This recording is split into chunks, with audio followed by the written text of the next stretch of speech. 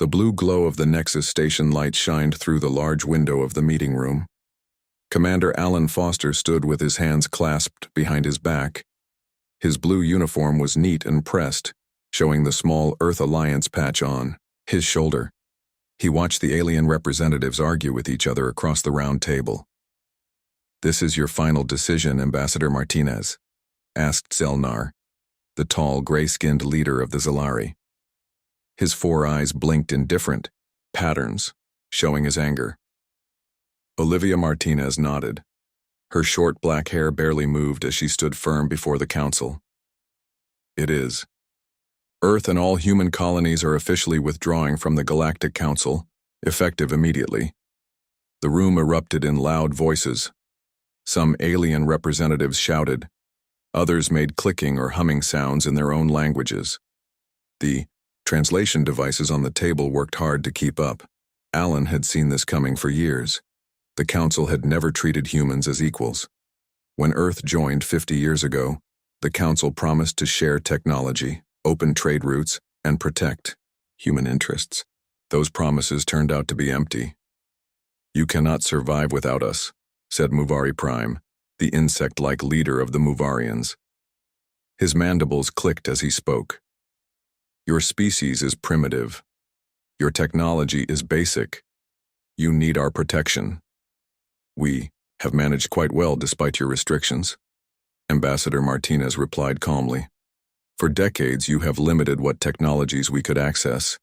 You have taxed our trade ships at higher rates. You have denied our colonies equal representation." Alan knew she was only stating the obvious. Last year, when pirates attacked the human mining colony on Titan, the Council delayed sending help for 3 days. By then, the colonists had fought off the attackers themselves, but at a high cost. 230 people died. The Council called it an unfortunate scheduling error. That was the breaking point for many humans. "The Council has existed for 10,000 years, said Drath. Elder Kiv, his holographic form flickering slightly. The Drath rarely appeared in person, preferring to join meetings as holograms. Many races have threatened to leave. All have returned, begging for readmission within a few years. Humans will be no different. Ambassador Martinez smiled slightly. "We shall see." Alan checked his wrist device as it vibrated with a message. The evacuation of human citizens from Council worlds was proceeding on schedule. Ever since the Earth government secretly voted to leave the Council 6 months ago, they had been quietly moving people and resources. "You realize all agreements will end," said Zultarn of the Reptilian Vex Confederacy. His scaled face showed no emotion, but his tail swished back and forth. "Your colony on Proxima Centauri III uses our water purification systems. Your stations in the Sirius sector rely on Zalari power cores. Your medical facilities need Muvarian antibiotics. We are prepared for the transition," Martinez said. "We have developed alternatives." This was true, though Alan knew few outside the military and government understood how prepared they truly were. While appearing to follow Council restrictions, Earth scientists had been developing their own technologies in secret labs hidden throughout the solar system. Some innovations even surpassed what the Council races possessed. The Zalari representative stood, towering over the human ambassador. "Then leave. When your colonies face starvation and your ships break down in deep space, remember that it was human pride that caused your suffering." Martinez gathered her digital files from the table. "This is not about pride. This is about survival and fair treatment. Humanity joined the Council in good faith. That faith has been broken too many times." She nodded to Alan and the rest of the human delegation. As they moved to leave, the Orion representative Tala Vex approached Martinez.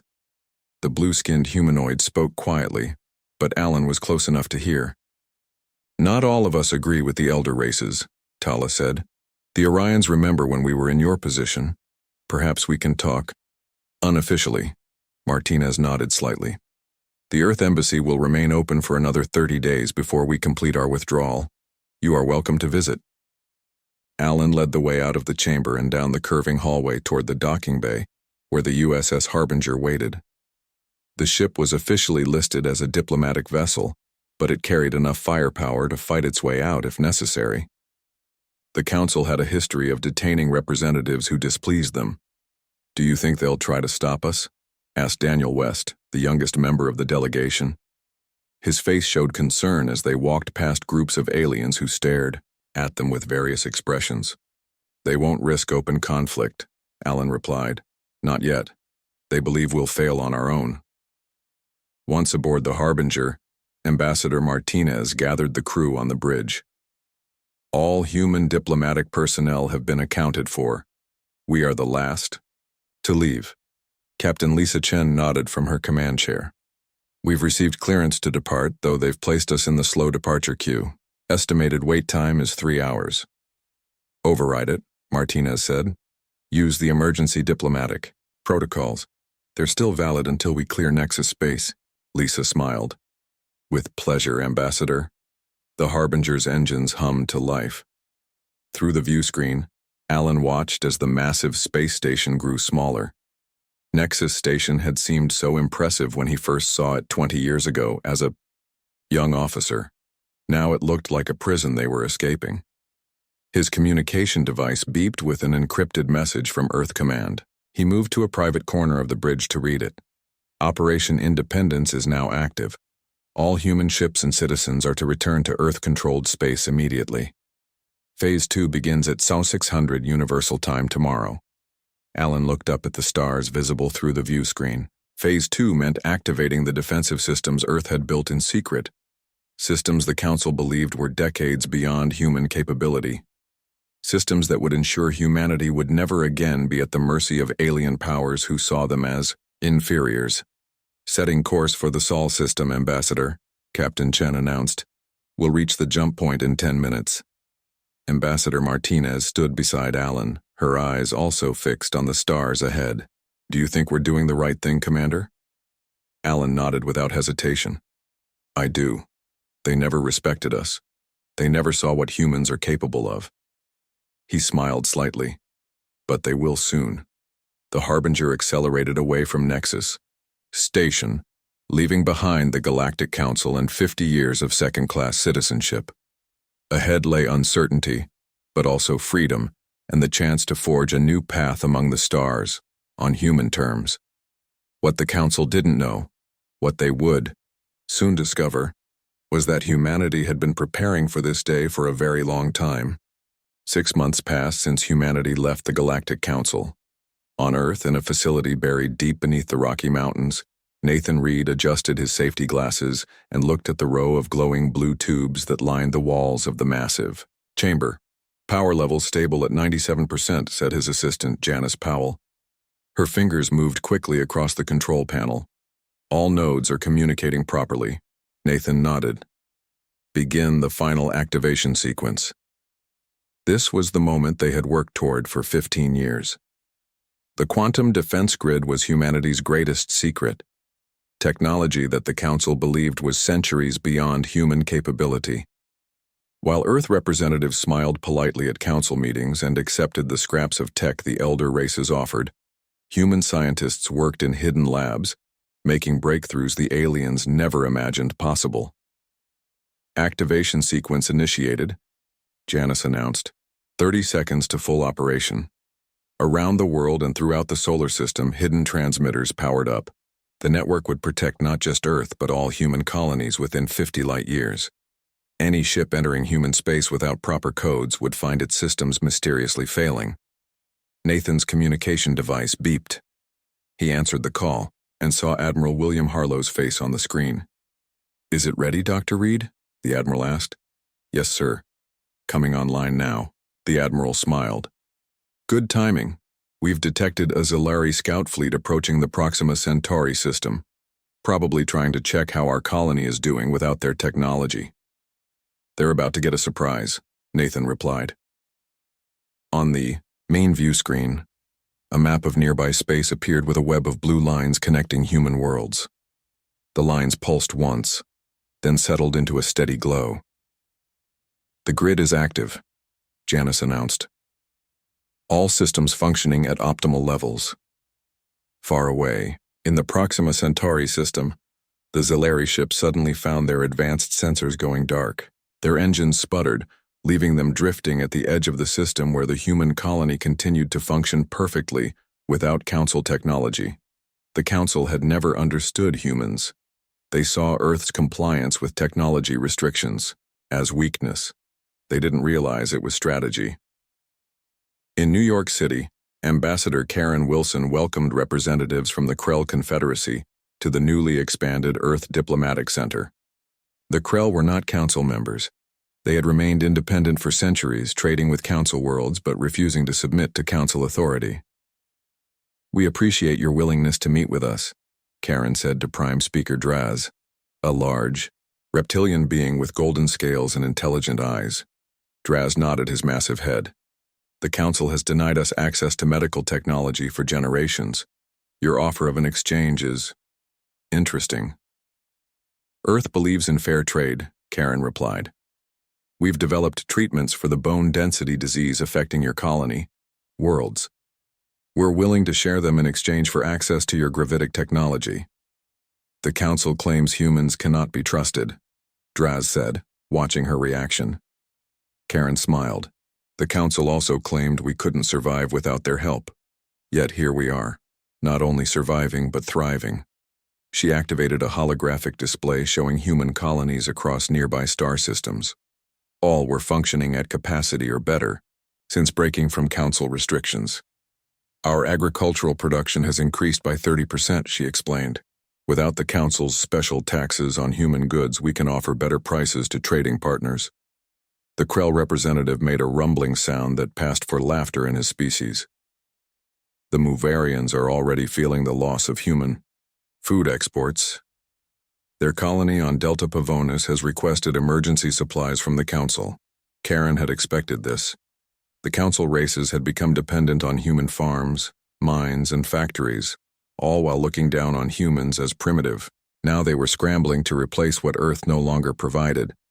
In orbit around Mars, Captain Steve Russell commanded the patrol vessel Eagle as it escorted a convoy of merchant ships. 6 months ago, these trade routes would have been protected by Council ships that demanded high fees for their protection. Now human vessels did the job better and at no cost to the traders. "Captain," called his sensor officer Ben Miller, "we're picking up a distress call from a Tari merchant ship. They're under attack by pirates near the asteroid belt." "Set intercept course," Steve ordered. "Full speed." The Eagle accelerated, its engines pushing it far faster than any Council ship of similar size. Another secret the humans had kept: their true engine capabilities. The pirates, flying vessels with outdated Council markings, were surprised when the human ship arrived in minutes rather than hours. The Eagle's weapon systems locked on with precision the pirates had never encountered from human ships before. "This is Captain Steve Russell of the Earth Alliance vessel Eagle," Steve broadcast. "Cease your attack immediately or be destroyed." The pirates, used to human ships being lightly armed under Council restrictions, ignored the warning. It was the last mistake they would make. The Eagle fired once, its energy weapons cutting through the lead pirate ship like paper. The remaining pirates fled, engines straining, as the Eagle began rescue operations for the damaged Tari vessel. In a secure communication center on Luna, Earth's moon, Director Frank Miller reviewed reports from across human space. The information painted a clear picture. The Council was already feeling the effects of humanity's departure. Trade routes once secured by human ships saw increasing pirate activity. Resources once provided by human worlds were becoming scarce. Technology thought to be exclusively controlled by the Council was now appearing in human hands. "They never understood us," Frank said to his deputy Ellen Wright. "They thought we obeyed their restrictions because we couldn't do better. They never realized we were studying them, learning their weaknesses, preparing for this day." Ellen nodded. "The Orions have officially requested a private meeting with Earth representatives. 3 other minor Council races have made similar requests." "The cracks are starting to show," Frank replied, "sooner than we expected." On his desk, a message appeared from a secret source within the Council.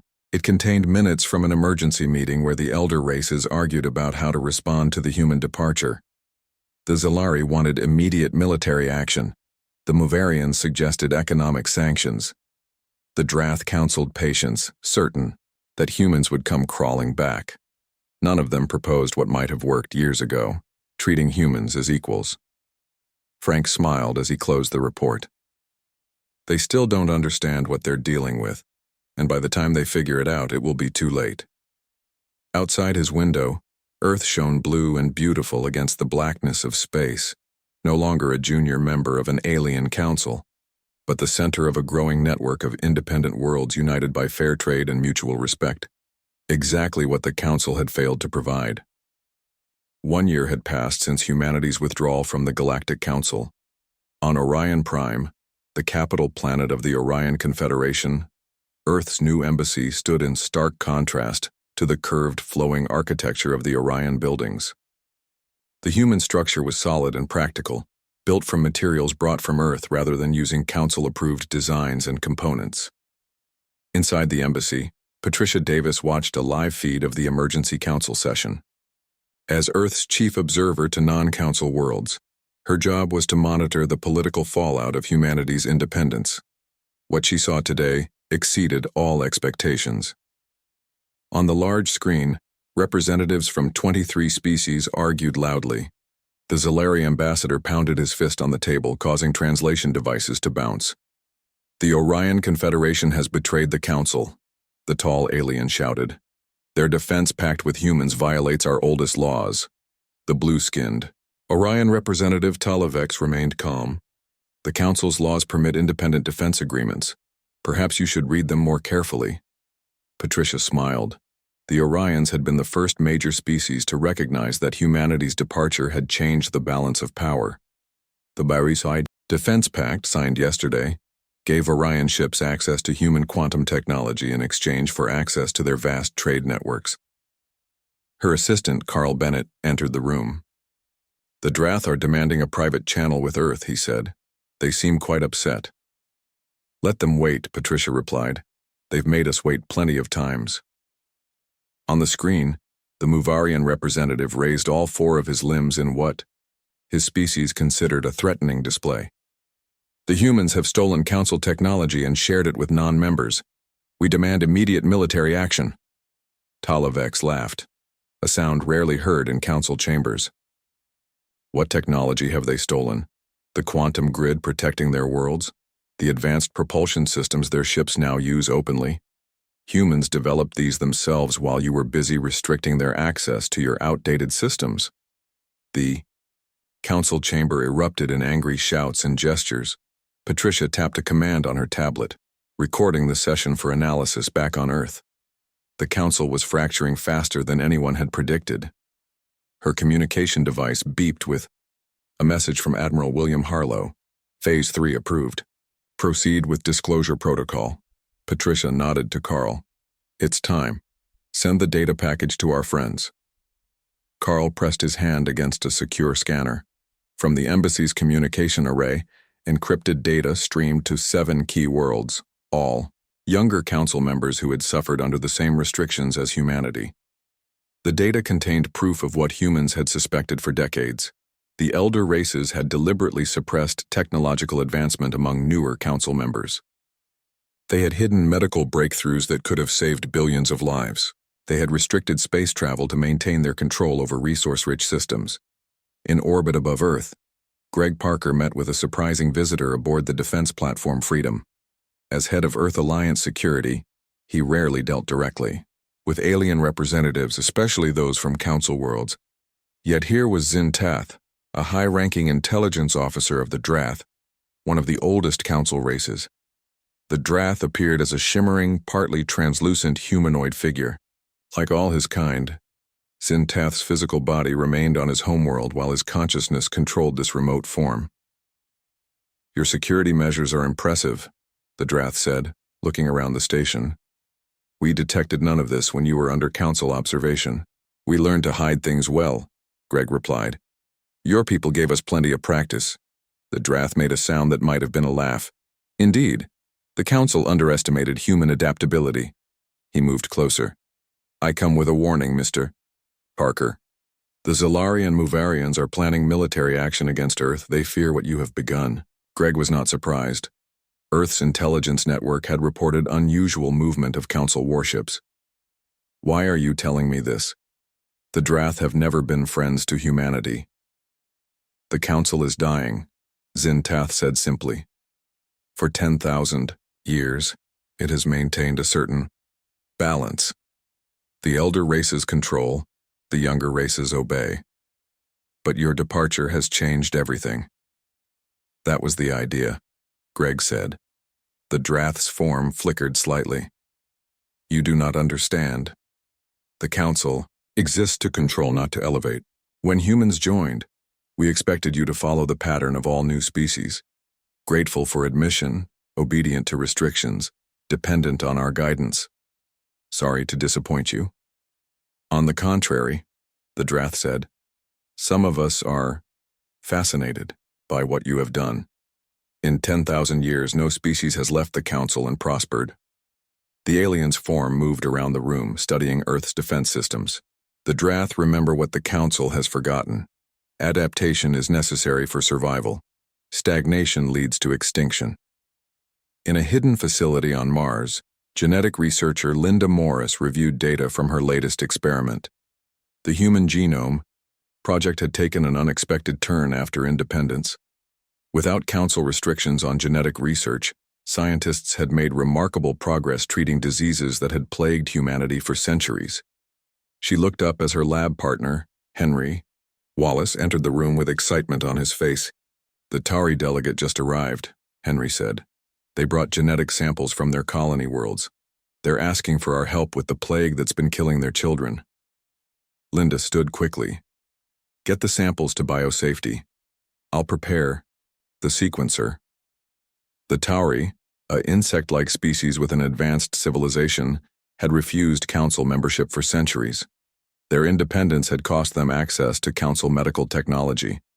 Now they turned to humans instead. Their ambassador said 5 other non-Council worlds want to establish similar research partnerships. Henry added, word is spreading about our breakthroughs. In New Geneva, the new capital of the Earth Alliance, President Eric Morgan addressed the Global Assembly. Representatives from every human world listened as he outlined the changing situation. 1 year ago, we took a leap of faith, he said. We believed humanity could stand on its own without Council support. Today I can report that our worlds are not merely surviving, they are thriving. Holographic displays showed economic and scientific growth across human space. Trade had increased by 80%. Technological development had accelerated, in every field from medicine to energy production. More importantly, the President continued, we have begun to build true partnerships with other species, not based on dominance and restrictions as the Council demands, but on mutual respect and fair exchange. He gestured to the diplomatic section where representatives from 14 non-Council species sat. The Orions, the Tauri, the Krell, and others who had been watching humanity's bold experiment with great interest. Today, I am pleased to announce that the Orion Confederation has formally proposed the creation of a new interstellar alliance, with Earth as a founding member. The assembly erupted in cheers and applause. In the darkened Council chamber on Nexus Station, the elder representatives of the Zilari, Drath, and Muvarians met in emergency session. The mood was grim. 7 member worlds have demanded renegotiation of their Council status, the Zilari leader reported, all citing the human example as precedent. This cannot stand, the Muvarian hissed. If we allow this rebellion to continue, the Council itself may collapse. The Drath representative was quieter, more thoughtful. Perhaps that would not be the worst outcome. Perhaps the Council has served its purpose and a new order is emerging. Impossible, the Zilari shouted. We must act now. A decisive strike against the humans will remind all species of the Council's power. As they argued, none noticed the small human-made device hidden beneath the Grand Council table, transmitting every word back to Earth. 2 years had passed since Earth left the Galactic Council. Laura Bennett stood in the command center of Proxima Defense Station, watching the large display screen. As Director of Colony Defense, she had been waiting for this day. The Council would not allow humans to succeed for long without trying to force them back into line. Multiple ships detected at the edge of the system, reported George Simmons, her sensor officer. Council signatures confirmed. 3 Zilari destroyers, 5 Movarian cruisers, and support vessels. Laura nodded calmly. How many ships total? 23. Director. The largest council fleet assembled in this sector in 50 years. The other officers in the command center looked nervous, but Laura smiled slightly. Right on schedule. Send the alert to Earth Command, then activate the quantum defense. Grid. Outside the station, the human colony on Proxima Centauri III continued its daily activities. Farms operated at full capacity. Factories produced goods for export. Children attended schools. None of the 10,000 colonists showed any sign of concern as the council fleet approached. They had been told what was coming. They knew what would happen next. On the bridge of the Zilari flagship Inevitable Victory, Commander Zol Corvin watched as his fleet moved into attack position. The Movarian ship spread out to surround the human colony world. The humans have detected us, reported his second-in-command, but they are taking no defensive actions. No ships have launched. Their orbital platforms remain in standard configuration. Zol Corvin made a clicking sound with his four-hinged jaw. As expected, without council technology, their sensors are primitive. They probably only just noticed our arrival. He turned to his weapons officer. Prepare to fire warning shots near their main settlement. Damage nothing yet. We want them to surrender, not fight. Weapons ready, Commander. Fire. Nothing happened. The weapons officer tried again. Systems not responding, Commander. Zol Corvin frowned. Check for malfunction. All weapon systems are offline, the officer reported with growing concern. Engineering reports power fluctuations throughout the ship. Around them, the other council vessels reported similar problems. Weapon systems failed. Shields weakened. Navigation computers showed incorrect data. What is happening? Zol Corvin demanded. His communications officer looked up in alarm. Commander, we're receiving a transmission from the human colony. On the main screen, Laura Bennett appeared, seated calmly at her desk. Council Fleet, this is Director Laura Bennett of Proxima Colony. Your ships have entered Earth Alliance space without permission. Your weapons and critical systems have been temporarily disabled by our defensive grid. Impossible, Zol Corvin shouted. Human technology cannot affect our ships this way. Laura continued as if she hadn't heard him. A human fleet is now entering the system. You will power down all remaining systems and prepare to be escorted to the system edge. As she spoke, 15 Earth vessels appeared on the few sensors still functioning on the Council ships. They moved with a speed and precision that shocked the alien commander. Those cannot be human ships, Zol Corvin whispered. Their acceleration exceeds Council military standards. In the lead Earth ship, the USS Liberty, Admiral Richard Miller directed the response to the Council's attempted attack. His vessels moved into position around the struggling alien fleet. All Council ships have been affected by the grid, reported his tactical officer. Their weapons, shields, and primary drive systems are non-functional. Richard nodded. Open a channel to their command vessel. On the screen, the angry face of the Zilari commander appeared. This is an act of war against the Council. Release our ships immediately. This is Admiral Richard Miller of the Earth Alliance. Your fleet entered our sovereign territory with weapons charged. Under interstellar law, we have the right to defend ourselves. The Admiral's voice was calm but firm. We will escort you to the system boundary. If you return, we will consider it a formal declaration of war. The Council does not recognize your territorial claims, the Zilari insisted. You are still subject to Council authority. That authority ended when we left the Council, Richard replied. Something you seem to have trouble understanding. As the Earth ship surrounded the disabled Council vessels, a small craft launched from the Proxima colony. It carried a single passenger, Captain Susan Hayes of the Earth vessel Defiance. Her ship docked with the Zilari flagship. Under the protection of Earth Marines, she walked onto the alien bridge. The Zilari officers stared at the human female in disbelief. I bring a message from Earth Command, Susan said, facing Commander Zol Corvin directly. We offered friendship as equals. You demanded subservience. This is the result. She handed him a data crystal. This contains footage of today's events along with a formal warning. The next council ship that enters Earth space without permission will not be merely disabled and escorted away. Zol Corvin took the crystal, his 4 eyes blinking rapidly, in anger and confusion. "How did you do this? How did you disable our ships?" Susan smiled. "That's the question you should have asked years ago, when humans first joined the council. Instead of asking what we could offer as partners, you only saw what you could take from us while giving little in return." In the council chambers on Nexus Station, emergency alarm sounded as news of the failed attack reached the elder races. The Zilari Supreme Commander pounded the table in fury. "Impossible. 23 of our finest ships, defeated without firing a shot." The Mavarian High Minister's voice trembled. "The humans must have had help. Perhaps the Orions shared their technology." The Drath Elder shook his translucent head. "No. Our intelligence suggests the humans developed these defenses themselves. While pretending to accept our restrictions, they were building something far beyond what we anticipated." "What do we do now?" asked the Muvarian. "We cannot allow this defiance to continue. Other council races are watching. The Talarians have already suspended their council taxes, citing the human example." The Drath Elder's form flickered. "I fear we have already lost. The council was built on the belief that the elder races deserve to rule because of our superior knowledge and technology. The humans have proven that foundation false." Back on Earth, President Eric Morgan addressed a joint session of the Earth Alliance government.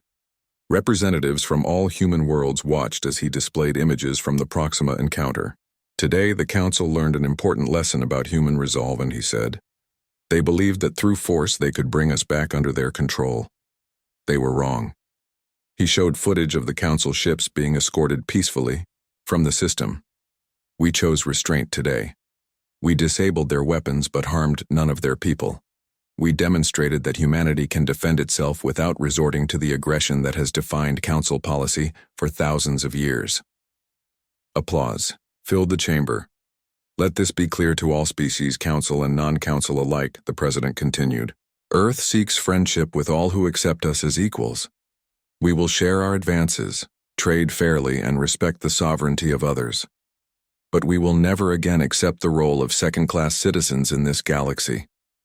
As the council fleet limped, home in disgrace, news of their defeat spread quickly through known space. 7 more worlds formally requested to leave the council. The Orion Earth Alliance announced that 5 new species had applied to join their growing confederation. The council, which had ruled for 10,000 years, found itself facing something it had never encountered before: an alternative.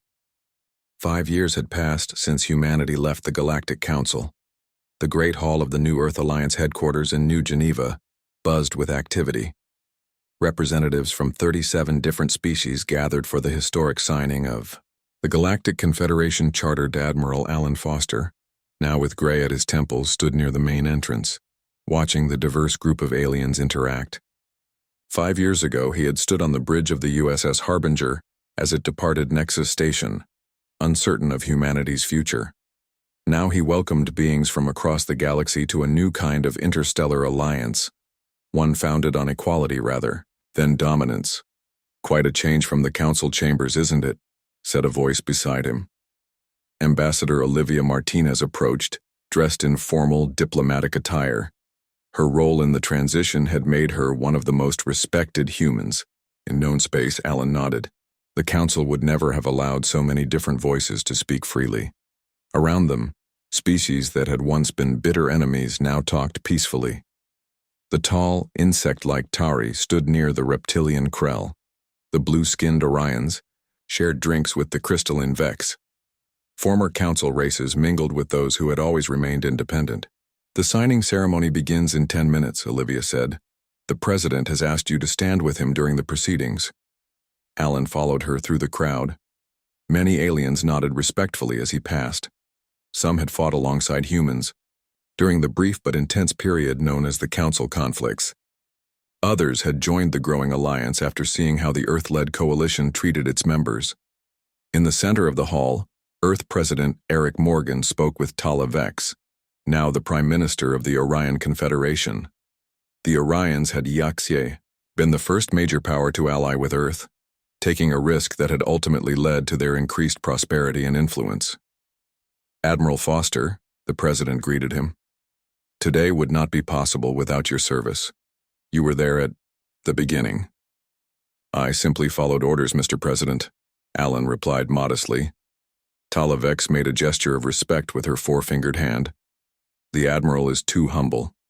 When your ships demonstrated their true capabilities during the Proxima defense, many worlds realized the Council had been lying about human potential for decades. A soft tone sounded throughout the hall, signaling that the ceremony would soon begin. The gathered representatives moved toward their assigned positions around the large, circular table.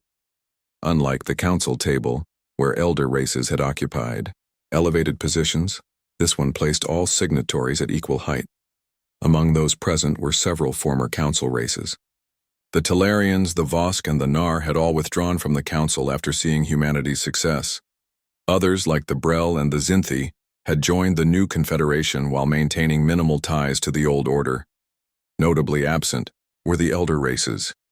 The Zalari had retreated to their core systems, cutting off most contact with the wider galaxy. The Muvarians continued to insist that the Council remained the only legitimate galactic authority, though fewer worlds listened to them each year. The Drath had taken a different approach, sending unofficial observers to the Confederation while maintaining their Council membership. "We are ready to begin," announced the ceremony director. President Morgan took his position at the table. On the surface before him lay the physical charter, written on actual paper at the suggestion of the Tauri, who believed important agreements should exist in tangible form. "Representatives of free worlds," the president began, "we gather today to formalize what we have already built together over the past 5 years, a new kind of interstellar community based not on age or power, but on mutual respect and cooperation." Alan watched from his place behind the president as faces and eye stalks and sensory clusters all focused on the human leader. "The Galactic Confederation does not seek to replace the Council, nor to become a competing power bloc," Morgan continued. "Our doors remain open to all species who accept our core principles: equal representation, technological sharing, mutual defense, and free trade." One by one, the representatives approached the table to sign or mark the charter in their species' traditional way. The Orions used a special ink derived from their homeworld's oceans. The Krell pressed heated metal seals into the paper. The Tari added complex pheromone markers invisible to most other species. When all 37 signatures were complete, President Morgan spoke again. "With these marks, we create something new in our galaxy's history, an alliance of equals. Let this day be remembered not as humanity's triumph, but as the beginning of a more just and cooperative era for all our peoples." Applause and various signs of approval filled the hall. Later, as the formal reception began, Alan found himself approached by an unexpected figure, the shimmering, translucent form of a Drath observer. "Admiral Foster," the Drath said. "We meet again." Alan recognized the pattern of light within the form. "Zintath, I'm surprised the Council allowed you to attend." "The Council no longer tells the Drath what we may observe," Zintath replied. "Many things have changed in 5 years." "Not enough, from what I hear," Alan said. "The elder races still refuse to acknowledge the Confederation as legitimate." The Drath made a gesture that might have been a shrug. "The Zalari and Muvarians cling to the past, but reality moves forward regardless of their wishes. The Council chamber stands mostly empty these days. Even races that have not joined your Confederation have stopped attending Council sessions." Across the room, Alan spotted a group of humans and aliens gathered around Dr. John Ellis, the brilliant physicist whose work on quantum mechanics had helped develop Earth's defensive grid.